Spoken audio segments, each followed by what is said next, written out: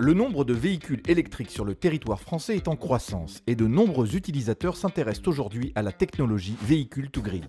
Le projet Avenir s'y intéresse aussi. Pour se recharger, une voiture a besoin de se brancher au réseau public de distribution d'électricité, grâce à une prise domestique ou à une borne. Il existe aujourd'hui des bornes qui permettent de recharger la batterie de la voiture, mais aussi de réinjecter l'énergie stockée dans la batterie vers le réseau public de distribution d'électricité, une habitation ou encore un bâtiment d'entreprise. On les appelle des bornes bidirectionnelles.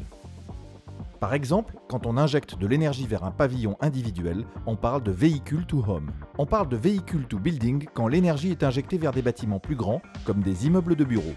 Grâce à ces deux technologies, les utilisateurs de voitures électriques compatibles peuvent déjà limiter les appels de puissance réalisés sur le réseau, en transférant l'énergie vers leur maison ou leur immeuble.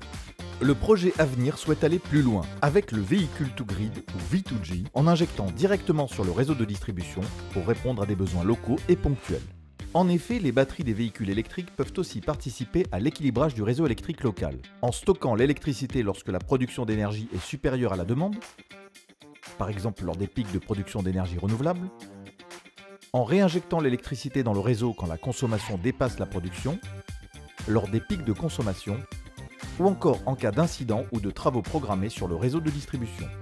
Au niveau local, à l'échelle d'un quartier par exemple, la mutualisation de plusieurs véhicules pourrait répondre à des besoins locaux de réseau de distribution. La flexibilité offerte par le V2G au niveau local sur le réseau public de distribution pourrait ainsi être complémentaire à la flexibilité déjà offerte au système électrique national.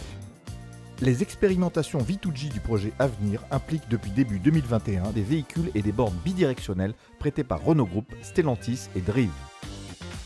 Les bornes bidirectionnelles de recharge sont installées en aval d'un compteur communicant posé par Enedis.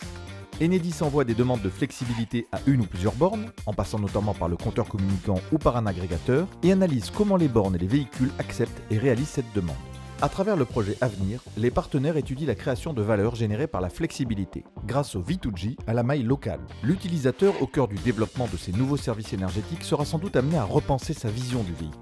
C'est pourquoi une équipe de chercheurs en économie et sociologie d'Aix-Marseille Université mène actuellement des études comportementales pour anticiper les attentes des usagers et imaginer des solutions adaptées.